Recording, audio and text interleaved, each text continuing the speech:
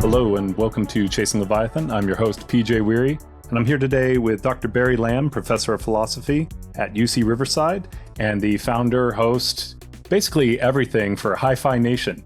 And we're here today to talk about his book, Fewer Rules, Better People, The Case for Discretion. Dr. Lamb, wonderful to have you on today. Oh, very happy to meet you, PJ. Very happy to be on. So, first question I ask almost every guest, Dr. Lamb, why this book? The book is a kind of culmination of both frustration and hope, I think. One way of describing it, this is kind of a love letter to human decision making in an era of rules, procedures, and even automation, right? Software drop-down menus, things that constrain, metrics, things that judge you on a scale of 0 to 5, right? It's a kind of love letter to human judgment, human decisions, and I think the time. I thought the time was right for someone to do that, and I think it's just an interesting time to be thinking about these kinds of issues. That drop-down menu really just brought back some bad memories. I'm not going to lie. The 0 to 5 metric. We were just filling out some scholarship paperwork for our kids, and they were sitting right there. And I'll mention in passing how they're doing in terms of like grade level. We homeschool, but I just don't focus on that. I focus on them, right? That's one of the benefits of homeschooling, and to see them just sit there and be like, what are you going to put down for us for 0 to 5? Like, are we grade level, below grade level? And like, it was so important to them. And I'm like, you know that no one's going to look at this, right? Like the person who's going to look in this does not care. Like, but to see that they want to be, that feedback is so crucial, but that's such a terrible way. 0 to 5, it cuts off so much. It's also, the way that, it was pervading our lives even before the pandemic, but like since the pandemic, it's almost like, why do I need to rank my Filet-O-Fish purchase from 0 to 5? Why do I? No, I'm serious about this kind of thing. Like, yes, why do I know you are. Why do I like no matter what you do, like if you tap a card, somehow it gets your email address and you have to like review every last thing that you're purchasing. Like I got a boba tea, please rank us. And then you get like 3 follow-up emails. And you're like people might be wondering, like, what does this have to do with Barry Lamb's book, Fewer Rules, Better People? But it's that everything, every single institution, including consumer goods and everything, is like trying to shortcut the way that people think and make decisions about, what kind of tea or coffee I want to buy into like a rating and ranking so that you can get fed precisely the thing that is the highest ranked thing, right? And so like, what that does is, what all of these metrics do is it kind of like erases the art of judgment. Like you have a sense of which kid is good at what and not that good at what, and who has some attention span issues, and which kid is like will never, play for the football team, but the other one is a little more sport. Like you have all of these nuanced things, right? And then all of a sudden, because you're homeschooling, you have to like rank them on a scale of 0 to 5 for some like bureaucratic reason, so that there can be some computer program that lists the kids and say, oh, look, this parent ranked the kid 3.6. And so they're lower on that. It's like, you already have these judgments already made, but they're just not good. There needs to, like, the bureaucratic system needs like the ranking. Yeah, it was very generous of me to say that the person who's going to look at this doesn't care. The idea that someone actually is even going to look at this is pretty generous. Right. Yeah. Like it's just going to run through some system. As an example, they asked about my 7-year-old who is neurodivergent in some sense. Right. And they asked about his language arts, and his reading comprehension is very good. It's way past his grade level.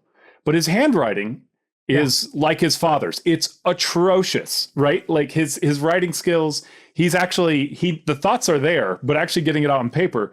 And how do you answer 0 to 5 all these things? And you're like, that's like for him, I don't need to get him to read more. I need to no, you need to sit down and like at this point, your thoughts are good enough that we need to get them out, but they need to be understandable, right? And that's the pot calling the kettle black. A lot of people think like there's a lot of, it's clear from your show that you're really interested in philosophy, and there's all this stuff about modern life, about the existential crisis of human beings.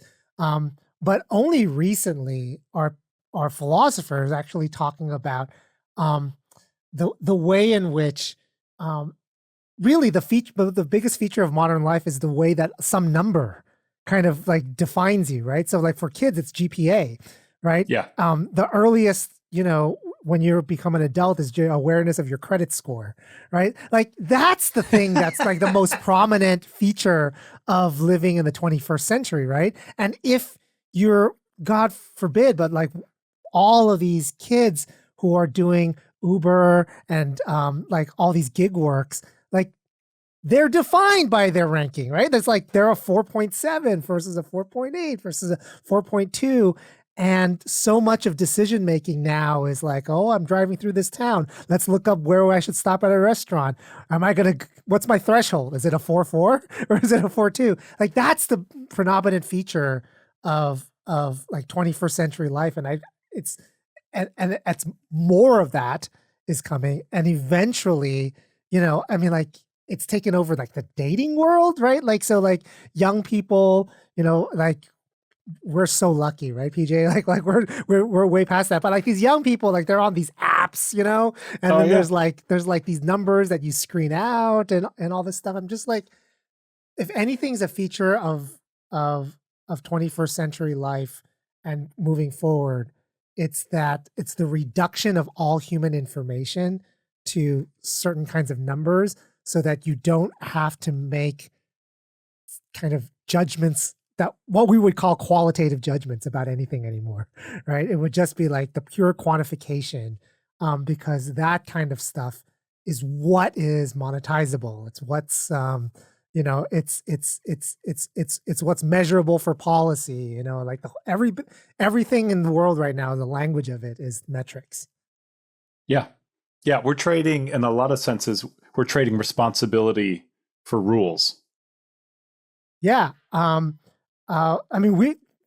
The connection between rules and metrics is a very close connection. We've been doing this thing with rules for even longer than that. So there's clearly a human clearly a human tendency and to do this, to want to do this. And I talk a lot about this in the book, right? Like what are the good reasons to do this, right? Yes. Because ultimately I'm going to critique it, right? But there really are good reasons for all of this kind of thing. It actually would be quite chaotic if there wasn't a standardized measure, and there's 2 standardized measures for young people who are applying to college, right? If there's no standardized measure, there's no such thing as a GPA, and there's no such thing as a SAT score or whatever these two major numbers are. It would be purely qualitative information, and then people would have to like watch every last video a kid made or read every last essay they did and read all of these reports about all the good things and the bad things. So and that's great if you're making friends, right? But if you like have, tens of millions of people applying for something, then you want something like numbers. And that's one of the reasons for it. Do you think that's in part the reason for the rise of numbers is the growth of the population in comparison to, we talk about discretion and wisdom. It does seem to be an ancient idea, right? Like we have that's a little bit stereotyping, but like that's at a low level, we're like, oh, the wisdom of the ancients or, something like that. Yeah, look, there are things that are uniquely new, but, the resorting to rules and the resorting to, instruction manuals and resorting to numbers is really a fundamental feature of humans living together at scale, right? So if we were still in communities of about 50 to 150 people, tribal communities, mostly kinship related, but maybe some sort of extended kinship relationships, where even a lot of what we would call trade is like mostly reciprocal and all that. There isn't that much pressure to put numbers on how much something is worth, who owes what to whom. Once you grow beyond communities like that, you immediately start having this need. And what we're doing at the digital scale is it's just so much easier to do all that. Like the record keeping is no longer a kind of like burden, right? We don't have boxes of papers anymore to have to deal with. And as soon as that happens, like there's no friction between, having to rank everybody and then keeping a record. Like how would we find, like, even like if you think about it, back in the day before we had all of this access to digital information, like how would we know a person's ranking, like, or whatever it is, like if there were a plumber, like how would you find the ranking of plumbers in your local community? That would be like purely just, you go to a hardware store, you talk to people and you would just chit chat about it. Right. It's word of mouth only. Yep. Yeah. But as soon as you have no friction, so it's a feature of scale, and like you can't say that it's all bad. Of course, it's not all bad. Can you say that it's more bad than good? That's even a hard thing to say, right? But it almost depends on the situation. Like you have to have some discernment with it or something. Yeah, I mean we're starting to learn, for instance, that the digitalization of, we're only starting to learn this now in 2025. The digitalization of dating or interpersonal relationships with young people is more bad than good, right? Yes. So there was a long time it was, we didn't know, right? It was like, okay, so young people used to meet like when they were in communities together, or where they would go out and there would be centers where they would meet, like town squares and theaters and all this other stuff. And then it turns out it was all digital, and it was like, oh, is that good or bad? I don't know. We were not quite sure. And it turns out it's just net bad, right? And they'll tell you that. Oh, yeah. With respect to things like, knowing the reputation of plumbers, contractors, the kind of thing, if you have a house, I'm not sure that's net bad, actually. Like you move to a new area, you very rarely need someone to fix your air conditioning. So like how how often, how much information can you possibly have? And that kind of thing might be very good. There's somebody who's like the top ranked person in your area and so forth. Yeah, it's like, it really depends. Yeah, absolutely. So I don't want to, I've enjoyed this as we've kind of started out, but I think it'd be good to define, you have two kind of main terms that you really rely on, and one is discretion, and the other one is bureaucracy. Also, you obviously put a lot of effort into your titles and into your chapter titles, and I enjoy them, but I especially loved the laws of bureau dynamics. I'm definitely just going to steal that. I'll give credit when it's appropriate, but just sitting at a dinner table just goes, it's the laws of bureau dynamics, but that's really good. So can we talk a little bit about what discretion is, and then what bureaucracy is? Great. So discretion is, the way that I define it is the ability of an individual who's within a system of rules or within a bureaucracy to set aside a rule. That's one kind of discretion, right? So the classic example is if you're a cop and you see a jaywalker, right?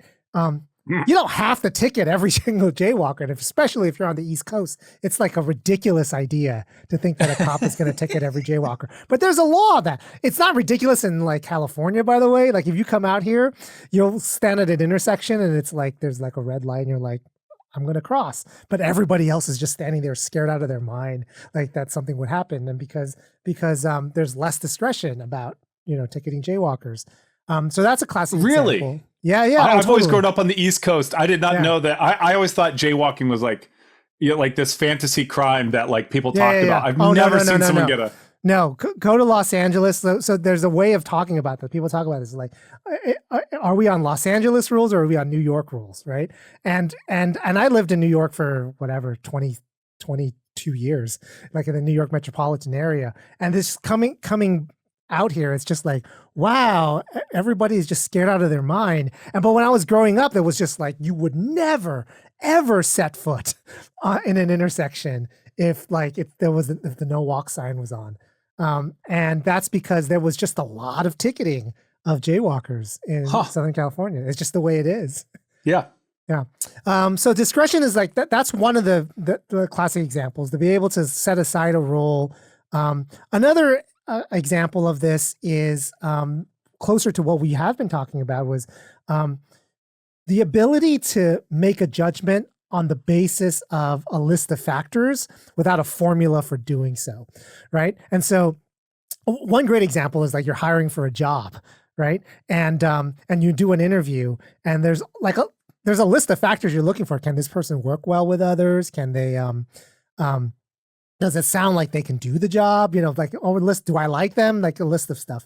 But notice that when you make decisions like this, nobody says, give a number from 0 to 5, right? About their ability. And then on top of all these numbers, maybe you have 5 numbers. Here's how you compute, right? Like the first number, you add, you divide that by 2 and then add it to the second number divided by 3. I call that algorithmic decision making. And by the way, like this is how ranking and scoring algorithms work on apps, right? Yeah. So I think even with your Uber, it's not just the sum total of all of your 5 stars. It's like, well, if you get a 5-star on a 5-minute ride, that's like less weight than if you do a 5-star on like a 2-hour ride, stuff like that. When humans make that kind of decision, it's a discretionary decision, right? You're weighing these factors, but you're not doing it algorithmically, right? The opposite of that is if there's an algorithm, like you have to calculate in this way to make that, then it's not a discretionary decision anymore. So it's the ability, and the final kind of discretion is the ability to interpret, right? So when you kind of read a book, and if I ask you, is it good or is it boring or something like that? These are terms that give you a wide range of like, all right, I can interpret boring and like this part is dry. It's a little bit not quite boring, that kind of stuff. Right. These terms are kind of more fluid terms. Right. So discretion gives you the ability to interpret these fluid terms in your own way. Whereas, the opposite of that would be precision. Right. So it would be like, does this book have 620 words in it? Right. Or like you like those kinds of measures are not discretionary. So another example would be like in sports, umpires are supposed to call balls and strikes. That's supposed to be not discretionary. Like there's a rule for the strike zone. I mean, it turns out that people know that that's just not true. But like there's a rule. Yeah, there's a rule that says like there's a box you're supposed to draw from the middle of the chest down to your knees and the width of the plate. And like that's what they're supposed to call. And then there's these other rules that are completely discretionary, which is like, is this act so beyond the pale you got to toss the person out of the game, right? And like there's no like lines that are drawn anywhere that says like these are the lines. So that's what discretion is. Bureaucracy is what everybody thinks it is. It's an organization of scale that has rules in it, procedures, people who are in charge of particular kinds of procedures within that organization, and they're supposed to do something. And a lot of them do, right? So schools are a bureaucracy. They're supposed to educate your child, right? Police departments are a bureaucracy. Governments are a bureaucracy. Your bank's a bureaucracy. Hospitals are a bureaucracy. Yeah. And I think that your mention of people is really helpful too, because you have people whose job isn't authority and it isn't to get a job done. It is to focus on the rules and procedures, right? Yes. Bureaucrats, right? Like, yeah. No, it's that's a right. professional thing. Yeah, no, that's right. And there's I think certain anthropologists talk about this as a feature. So there are plenty of jobs where you are both doing something and you're a bureaucrat. So teachers are totally like this, right? They're teach, right? But then there's a side of it where it's like they're just like really like it's all bureaucratic. They enter numbers into a computer system, right? And then I'm an ex-teacher. This is really painful. I just want continue, but yes. No, that's right. They have to issue a report on a problematic student and all this other stuff, right? So that's not like completely connected. And then there are like people who are just bureaucrats, and we know that exists. And so, you know, they're usually what are called mid-level managers, right? Right. So like they're not actually teaching, but they're like the person between a teacher and something else, right? So like an assistant principal is like purely a bureaucrat, right? It's like, you know, they're in charge with like scheduling the classes, you know. I mean, not a lot of assistant principals do that, but like they're right. So if a parent calls angry, they're the first person to go to. Everybody can think of, you know, the person who's in charge of billing in like the hospital. They're not the nurse, they're not the doctor, but they are the person between the insurance company and the doctor. And that's a big class and a ballooning class, right? And that turns out to be a much bigger class. And that's a feature of a law of bureaudynamics, right? So one of the, we'll get to that, right? So like as bureaucracies evolve, that's the class that gets bigger. Yeah. I've written a little bit about this, haven't published it or anything, but just sat down and thought about, and for me, the one that comes to mind is the person who sits at the desk. And I don't think most people love this job. I think they just do it because it's a job. But the person at the front desk for DMV. Yeah. Like it's just like that person, like that's a famously bureaucratic. Yeah, they're not doing the driving test, right? There's somebody else who's in the car with you for the driving test. They are like you're doing the driving, right? They're like, you know, which line do you have to go to is a person. Like a person, there's like different lines at the DMV, right? And there's one person who's just in charge of telling people which line to go in. And then there's another person in the line, right? Yeah. Like, oh, this is the driver's test line for new drivers. This is the driver's test line for out-of-state drivers who are coming in trying to get right. And that's like a different person. Yeah. Triaging for bureaucracy. Yeah. I did want to mention too, you mentioned the interview process and how it would be strange, but we are seeing, I think in many fields, but especially the tech field, the majority of the interview process is now handled by AI. Yeah, no, so AI. So it's algorithmic. I mean, even the interview process is becoming algorithmic. AI looms really large sort of in the background and like explicitly in one of the chapters. I finished this book a year ago, right? And I know you already know it's there a year ago, and now it's just literally there. AI is sort of the natural endpoint of bureaucratization, right? Because it's pure rules. There's no human being involved whatsoever.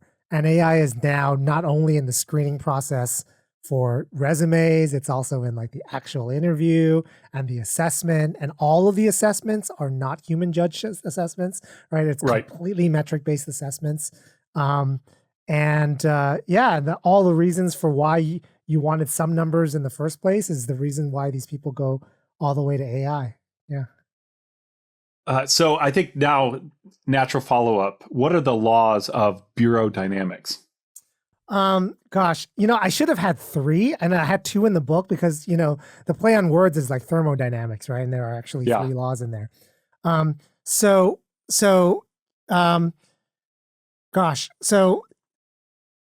here's one way to think about the laws of bureaudynamics, right? So for one thing, rules tend to get more complex and not simpler, right?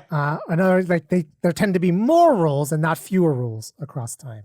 And that's just, it's like if anything was a feature of the evolution of bureaucracies, that's like top of the list, right? Because sort of the way bureaucracies emerge is that you try ahead of time to anticipate what the organization needs. Here's one example that I like to give. It's also from the book. You're trying to scale your restaurant to be like an international franchise, right? And what's important, and you have one store, and in your one store you have 10 employees. You could tell them, this is what I want you to do, this is right, and so on.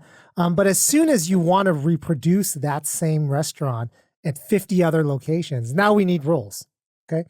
Yeah. So you start off with the rules, and the rules are like, what's the uniform?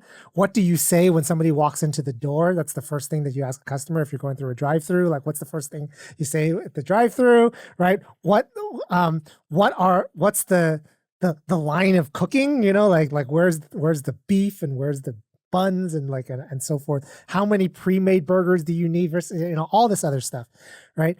And then somebody's gonna mess up, right?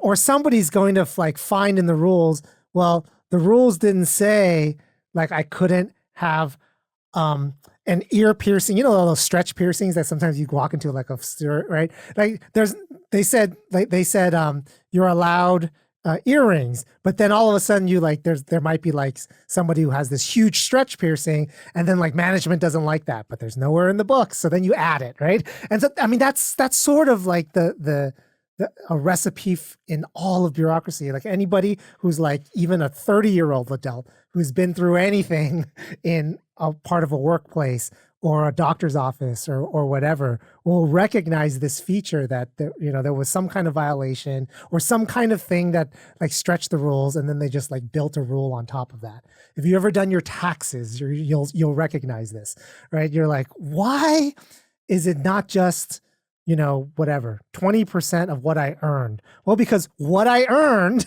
right? People start like bending that, right? And it turns out that, like when grandma gave me the 10K, I didn't earn that, so I'm not going to like write that off. And then the government's like, wait a second. Like, how can this person, there's somebody out there, I guarantee it, who had $200,000 worth of gifts.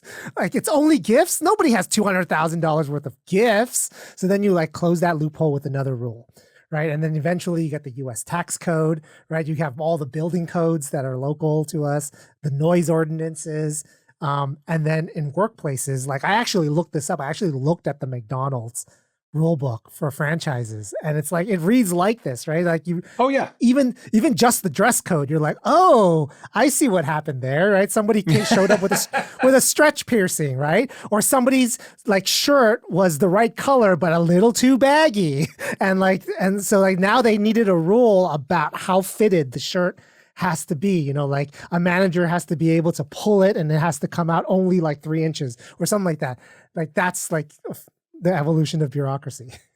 Yeah, absolutely. Interesting thing to me too, is that you're talking about this, is when you talk about that piercing, there's different ways of handling what happens retroactively, right? Like the first guy to come in with a really huge piercing, it's like, well, you make the rule after. It's like, now do you fire him?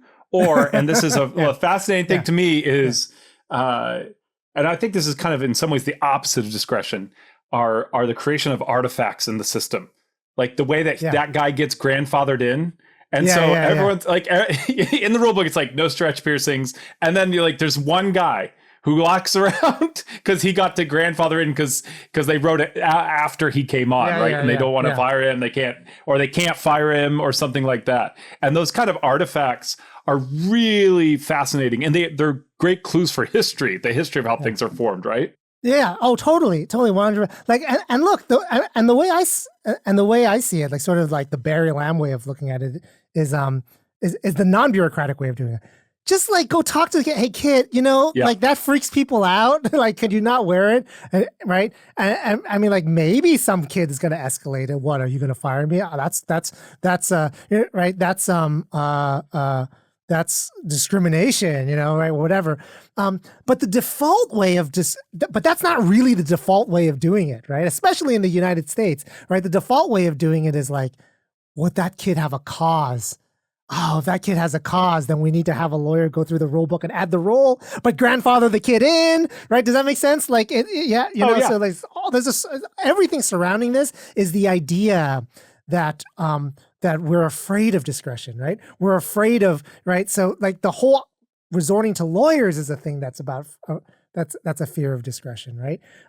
So the idea that like, okay, we need to bring lawyers in, and lawyers are like, precisely, you have lawyers there because they are the anti-discretion individuals, right? So this term that I used throughout the book is legalism, right? Legalism is the thing where you have to have a lawyer write out in advance exactly what it is that's allowed or not allowed, right? And what you're describing is exactly that, right? Like the reason you have this grandfathered in clause with this new rule about the piercing is precisely because people just didn't think the right way to deal with this is just to go, hey kid, that's freaking people out. I don't think we should wear that here at work, right? And like work it out between human beings.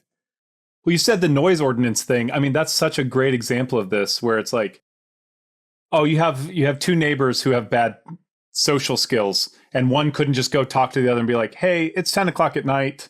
Do you mind not playing your music so loud? And the other neighbor going, oh, I'm sorry. And just turning the music down, right? Like it could be that simple, but instead it's like, someone comes up and starts like yelling from like the sidewalk, and the other person comes to the front door and is like, screw you too. They just start yelling at each other, and then they're turning the music up louder. They're playing it later because, it's like, okay, well, we need a rule about this. And it's like, or, maybe better people.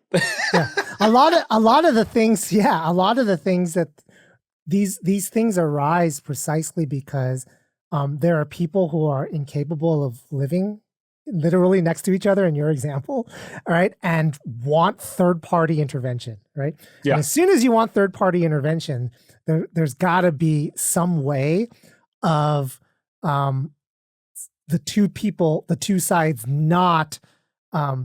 sides can't think there's favoritism, right? And so what rules do is like, okay, there's no favoritism, right? Like that's why we like rules in sports, like because we want both sides to be playing by the same ones, right? But then so then you have rules, and then there are enforcers.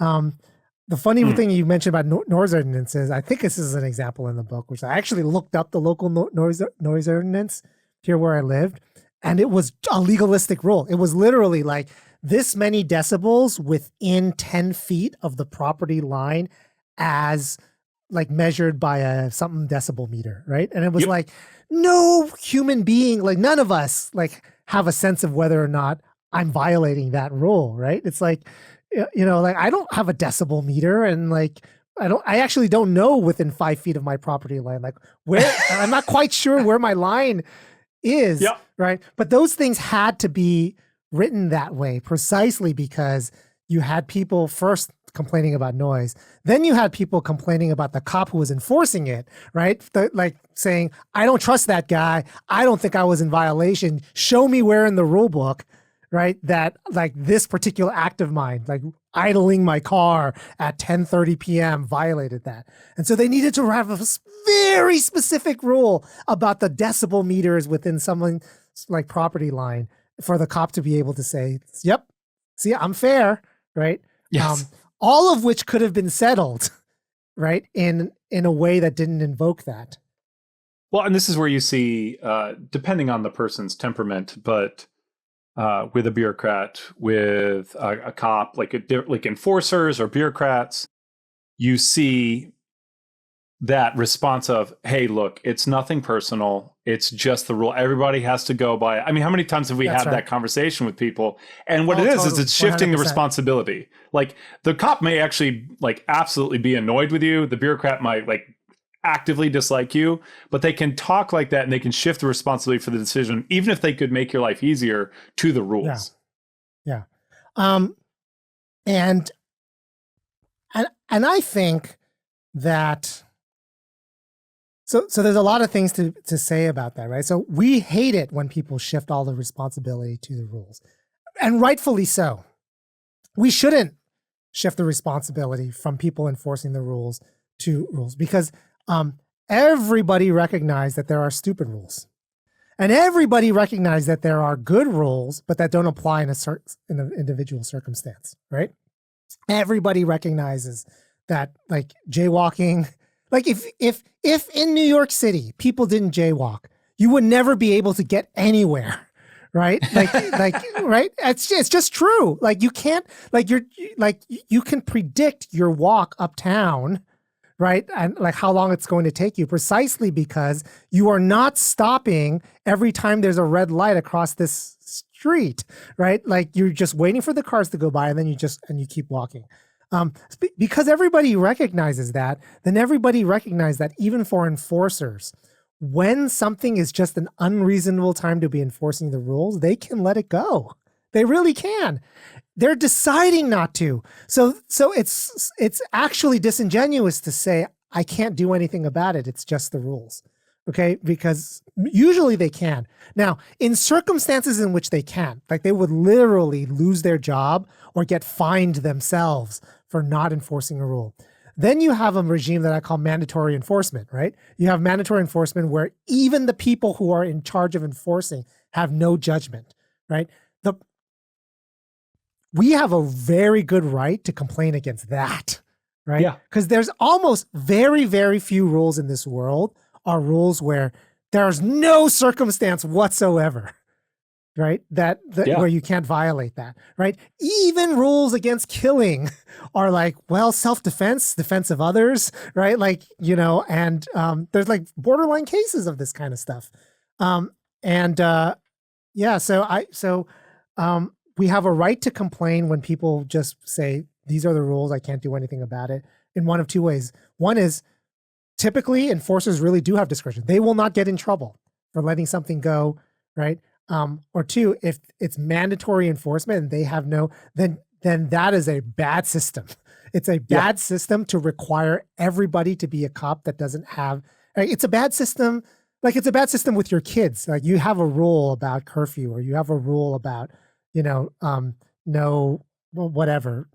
crayons on the floor or something like that, right?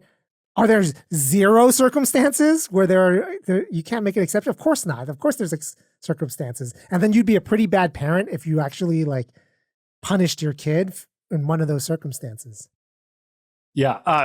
Our rule is you have to eat at the table, but it's Friday night, there's a movie, and we pull some pizza out and go sit on the couch and watch it, watch on TV. Now, and this is the other side to it.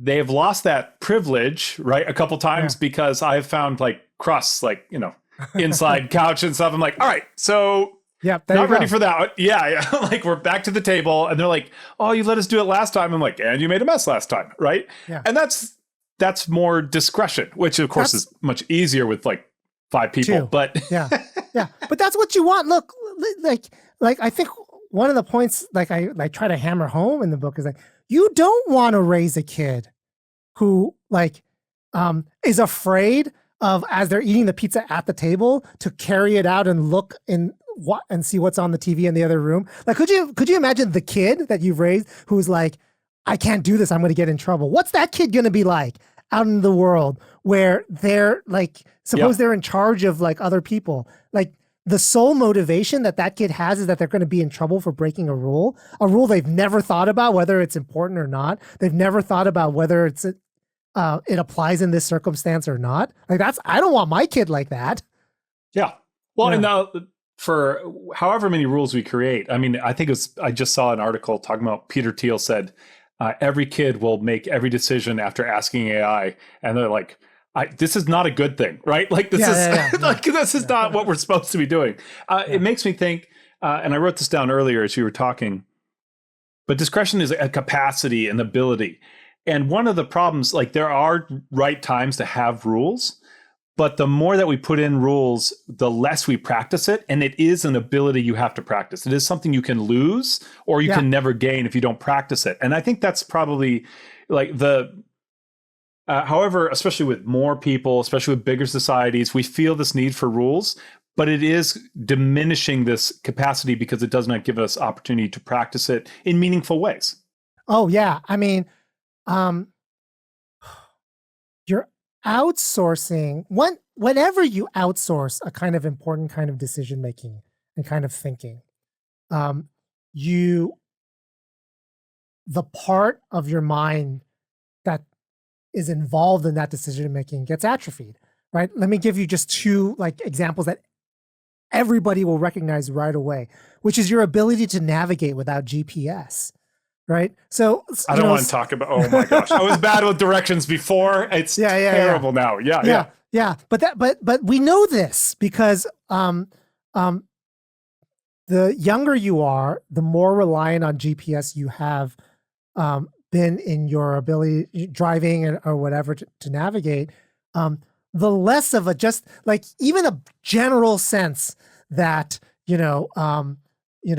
whatever, Rockefeller Center is north of Grand Central and also a little east, like just to have just a general map, forget about like how many blocks north, south, east, west things are, right? Even if you just have this general sense, and my 12-year-old has no general sense whatsoever of even where we are relative to the supermarket we go to, right? It like that it's a little bit north of here or something like that, right?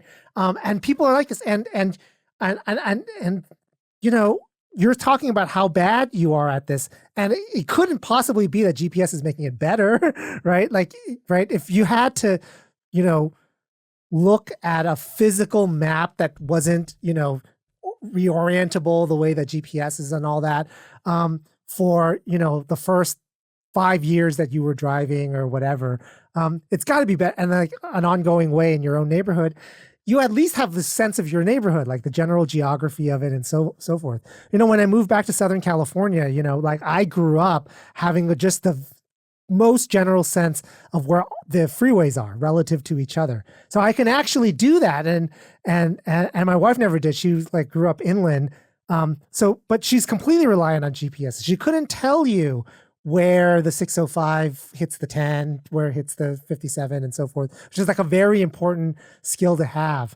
And so it actually, so like that's one example. But when it comes to human decision making, I think the biggest one that I see, the complete reliance on technology and metrics and all that, is the ability to make discretionary judgments about other people, right? Yeah. So an example that I use a lot is like there's speed laws, right? You can't go 55 here, you can't go 45 there, right? But all of these laws have this like never drive faster than it's safe clause, right? And so for any speed that the speed limit says, if it's snowing or if it's foggy, right? You should have a sense that you should be going slower, right? But it's not only that you should have a sense that you're going slower, that safety is lower.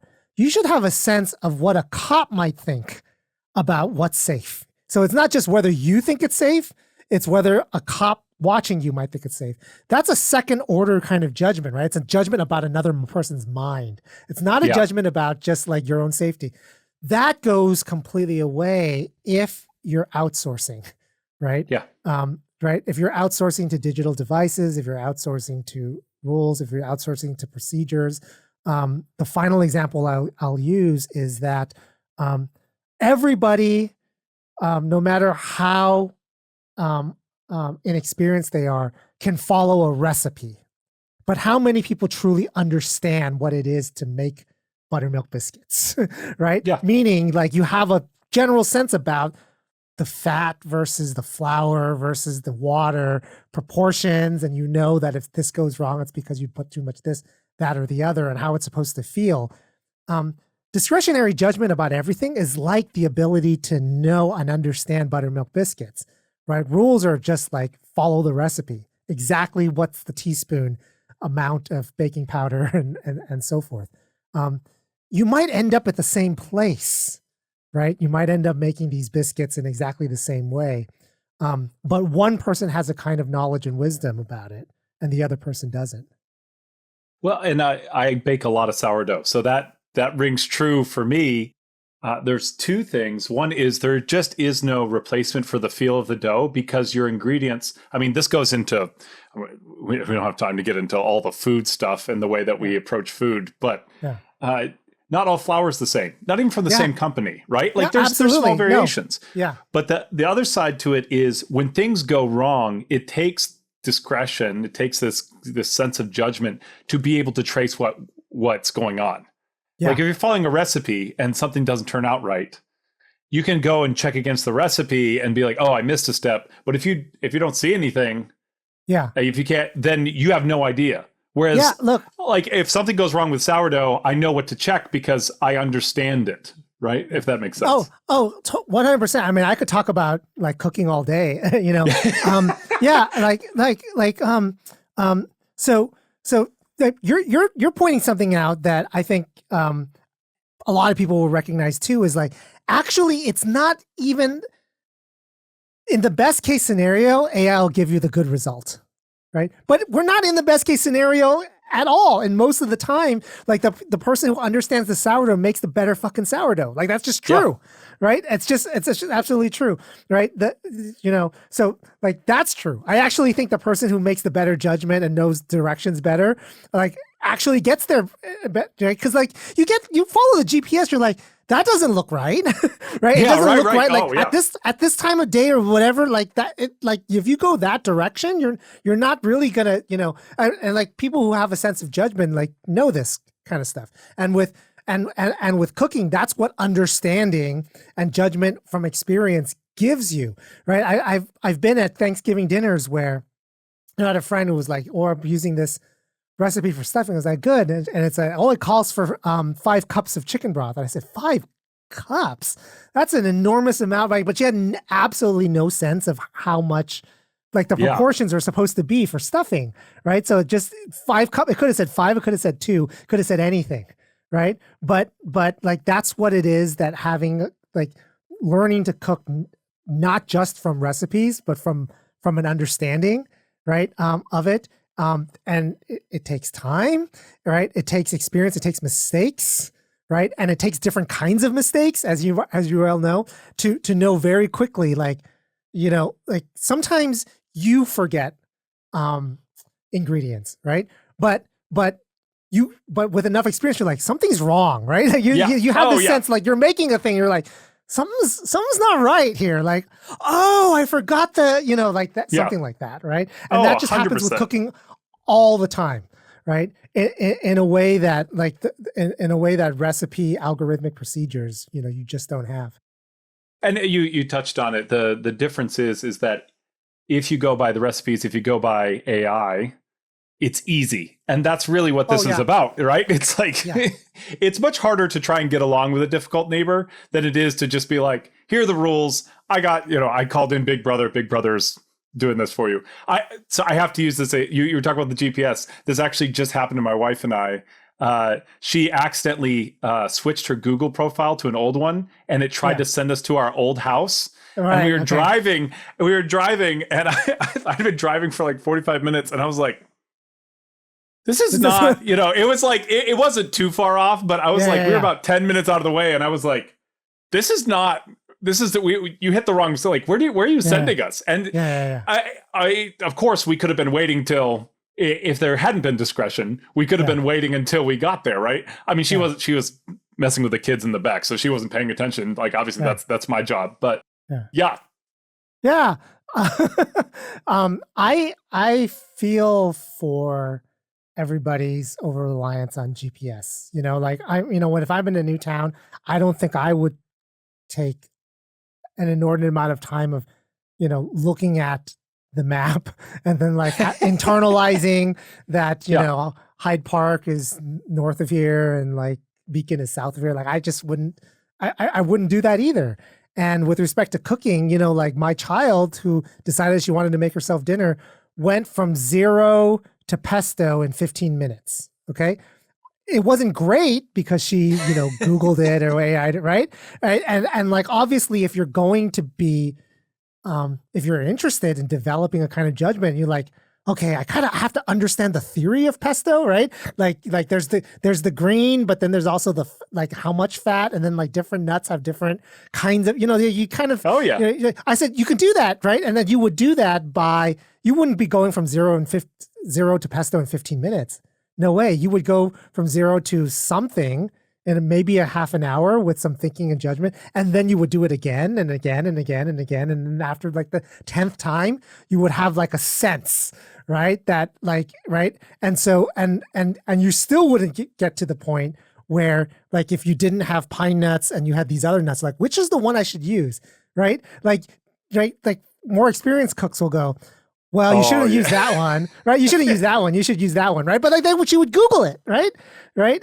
And she would like, that's completely outsourced. But if you had an understanding of it, you'd be like, I think so. Pine nuts are a mild nut, right? Pretty fatty, right? And like that's not a mild nut, right? Like and so on. Yeah. You could get walnuts or something. Yeah. Yeah. No, that's right. That's right. Like these are like like, people are going to think this book's mostly about like navigating GPS or like recipes and stuff. I really think that kind of thinking transposed over into way more impactful areas like criminal justice and governments and governance is really important, because what we do in that domain, right? We don't think about it as the art of human judgment, right? Some people do. And they're the ones who are really good bureaucrats, right? The really good bureaucrats are the ones like, yeah, I have lots of experience and knowledge about a certain domain. Like a really good cop is not like a action hero, right? That we see in television. A really good cop is somebody who is like the really good cook, comes across a scenario in which they're on a call, and there's a conflict, right? Somebody might be going nuts and then says they're going to kill themselves wielding a knife. And then somebody says like arrest them. And that a really good cop is able to enter that scenario and everybody leaves fine. Yeah. Right. And like what that takes is not a rule book. There might be rule books, right? And there might be like laws about certain things, right? And it might be that they're fully, in the clear if they draw a gun and mistakenly shoot someone or whatever, or arrest everybody on site. That's all within the realm of things that are allowed. But who's the good cop is what I'm trying to say, right? Who is the good cop, right? And the really good cop is the person who's able to leave with everybody happy about the outcome of the scenario. No violence was done, right? No arrest had to be made, right? Because that's the purpose of a peacekeeper, isn't it? Right? In a community. Yeah. And that's the kind of thing that's like way, way harder to use a rule book on. Well, I do the majority of the cooking for our house. So my apologies for getting stuck on this, but I want to relate it. I could talk about that all day. Yeah. Just a personal note. As you talk about the failure and the effort, I learned to make gumbo, and I made it twice a week for 6 months. My poor wife, like, but people, it takes a long time.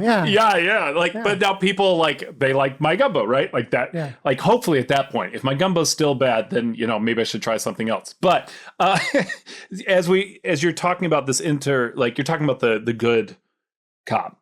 Yeah. I was thinking about, for instance, if you have dried oregano, how fresh that is, even at the store, and how long it's sat. Not that I've ever had a spice sit longer than 6 months in my cabinet. Never. Of course, that never happens. But that you need more if it's sat there longer, right? Yeah. And that's something that you're not going to see in the ounces or the tablespoons or the teaspoons. That comes from lots of little knowledge. There's lots of little knowledge that doesn't sit in a recipe that kind of that you can't. It would take too long to explain all of it, right? Yeah. And so that's where the sense comes in. Yeah. And just in the same way it is with the oregano or all that little bits of knowledge, the good cop in this instance has enough interpersonal. And so this is where what you're talking about, I believe, is so fundamental. And I love it. I think it's so important. But the good cop understands the right tone of voice makes all the difference, right? It's not just him perceiving what's going on and having like, all right, what's the next thing I need to do? It's, okay, I should talk softer to this person. I should raise my voice with this person. I should, like they understand, they've been in enough situations. They've developed a sense for what does peacekeeping look like and what does it look like? And this is something that we're losing a lot of. You talk about that we started with the dating, I think bringing it back around, like,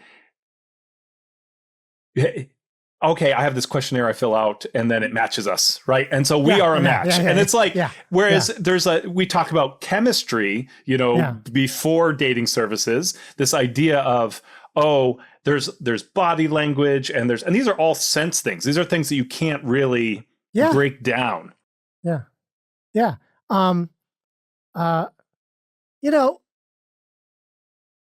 So many things. Basically what we're talking about, PJ, is like so many things are a certain way on paper and they're not that way, not on paper. Right. Yeah. Chemistry's like this. Everything we're talking about, cooking is like this, right? Violent scenarios that cops can enter into are like this, right? Criminal justice systems. Right? Courts. Yeah, right. So there's this whole chapter about sentencing guidelines, right? It's literally people trying to, on paper, think, what's the punishment for this, right? On paper, right? So it's like, so there's just this group of bureaucrats every year that sit around going, all right, let's now like update, right, of these, 43 crimes with 6 subcategories each. Like, is that like 18 months? All right. But if we made that 18 months, we got to make that 23 months, and so forth, right, on paper. And now there's literally a person in front of you with all the details of their life laid out before you and the details of the crime, right? What we tried to do in the criminal justice system for 40 years was like, forget about it, judges. You don't get to like make a judgment at all. Look at what we put on paper. Do that, right? And that's what we did. And, like imagine, going into the business of being a chef, for instance, and saying, and then developing all of that, or trying to develop all of your knowledge of, the textures of gumbo are different in the ordering ingredients and all that. And then all of a sudden working for somebody and says, no, do what we have here on this paper, right? Every single time, right? That's a way of removing discretion, right? And in the interest of, why did they do that, right? So there's a lot of different reasons, but one reason is like, PJ, we may trust you, but we don't trust the next guy. So we want that person to make the gumbo this way. I'm sorry, that means you have to make the gumbo this way, but that's the price we're going to pay. And that's sort of the deal that we've been striking as we're removing more and more discretion from people. We are just making it, we've made it so that you're less and less able to be the person who does exercise it, precisely because we're afraid of the bad ones that are made by the people who are exercising it poorly. And so we're like, you got to all follow a recipe now. Yeah. And would you say, as I'm listening to you, we're talking about the GPS, we're talking about the criminal justice system, good judges, bad judges, good cops, bad cops, which of course, that's flattening things a little bit, but I think people understand what we're saying with that. The thing that rules can't help you with is purpose, right? The purpose sets the rules. And really, to set purposes, you have to be able to, if you're ever going to assume any authority, which if you're going to become an adult, you should be able to, right? Like you're talking about, like, that's what you don't want for your kid, is for your kid to be like, I refuse to accept any responsibility for my life, right? And so, for instance, with the GPS, like the GPS can't tell you where to go. It can't tell you your destination. You have to tell the destination, and then it tells you how to get there, right? And so if something appears, that's where like the judgment along the way, you're like, wait, this isn't the right destination, right? That's key. It's the same thing with the good cop, the bad cop, the good judge, the bad judge. Again, flattening that out, but like, oh, this guy's actually not concerned about justice, or oh, this guy actually has justice in mind. And so I trust him to mess with the rules, but I don't trust this guy to mess with the rules. And so this is where but but when you give up discretion, you give up the ability to really learn how to set purposes too. Yeah. Does that make sense? That's absolutely right. And it's also important that when you set a purpose, you recognize that that's the ultimate thing. It's not just following the rules, right? The rules are there because of the purpose, right? And so if you find yourself in a situation where you're like, no, my purpose is this, and the rules don't actually take me there, right? You have to be able to recognize that. So much of bureaucracy has turned into people thinking that the rules are there for the sake of the rules, right? They don't answer to the purpose that they're there for. And once you recognize that they answer to the purpose that they're there for, you recognize that's the goal that we're all in here, that this bureaucracy for, right? So gosh, let me think about, an important example from, so I'll just use another example from my life. So when we moved to California, my wife had to transfer her teaching credential from New York to California, which is a very bureaucratic process because California is very bureaucratic and teaching credentials are very bureaucratic. Anyways, you go through a huge process of finding your old college transcripts and then saying that this class actually counted for math, even though it's not a math course, blah, blah, blah, blah, blah. At the very end of this process, which is you have to submit all this documentation, you have 6 months of them reviewing it. Her application came back and it said, we cannot approve it because all the paperwork is fine, but the signature on this particular sheet that verified something was not ink dried. You actually signed it and printed out the PDF. Okay.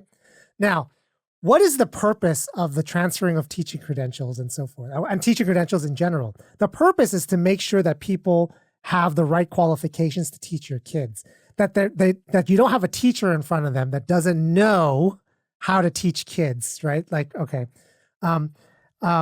So here's something that I thought, this bureaucrat who rejected this application, after looking through all of this, did this person think that this applicant was trying to scam the government and go into teaching kids when they didn't belong in teaching kids, right? I don't think that person thought that at all, right? Because like we're talking about really intricate documentation about graduate school, undergraduate, right? Your copy of your birth certificate's in there and all this other stuff. It's just this one rule that said the signature has to be ink dried as opposed to signed on an e-document and printed out. Okay, there was a rule, right? She probably missed it amongst the sea of rules. But as a bureaucrat, do you think that you were doing a disservice to the children, right? All right, by prolonging this another 6 months, requiring that person to sign it? If you had to ask them, and they were being honest, they probably would say, no, but it's just a rule. I have to follow it, right? I think that's a bad excuse, right? Because if you have a purpose, right, and you already are of the judgment and you're a professional now that actually it's contrary to the purpose not to approve this, right, for this one particular rule. Instead, what this bureaucrat did, was with the rule for the sake of the rule. Yes. And I actually think that's very generous of you, because for them to say, I did it because this is the rule, more likely they just didn't think about it at all. Right. Yeah. The more thing is they didn't stop and think this is the rule. They were just they didn't have this thing. Literally, they just sent it back immediately. They probably didn't even consider how much time is put onto it from the other person's end. They're probably thinking about what's for lunch. They're probably thinking about when's the next episode coming out. And that's what rules allow you to do. That's part of the good thing is they allow you to think about other things because you can just give it away. Yeah. But this is such a clear example of you just wasted 6 months of, your wife's time, but also she could have been teaching kids, right? Yeah. This is right. There's a teacher shortage. and they're trying to like attract teachers from out of state, right? Right. Yeah. This is like explicit. It's been reported on, but they still did that. And you're right. I always err on the side of a generous interpretation, and that I'm not even sure whether your interpretation makes them better or mine makes it worse. Yeah, or mine does. It's like. So here's Barry Lamb's tirade against by the book bureaucrats. Yeah, I love it, and I appreciate you coming on today. I want to be respectful of your time. If I could ask one more question as we wrap it up, for someone who's just listened to this episode, besides buying and reading your excellent book, what would you tell them to either think about or do over the upcoming week after listening to this episode?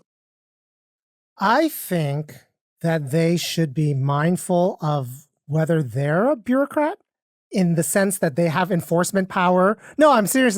If they have enforcement power over somebody else, and everybody has, no matter what job you're at, just because of where we are in society, like you're probably a bureaucrat in some way. There's some kind of like rule enforcement or something that you hold over someone, whether you're a librarian, teachers are definitely, right? Whether you are in charge of shipping for like an import company or something like that, right? And you're involved, and some people are like, their job is to be like, look at rules and like enforce rules. The thing I want people like that to think about is just, is there a way for me to exercise more discretion in my job?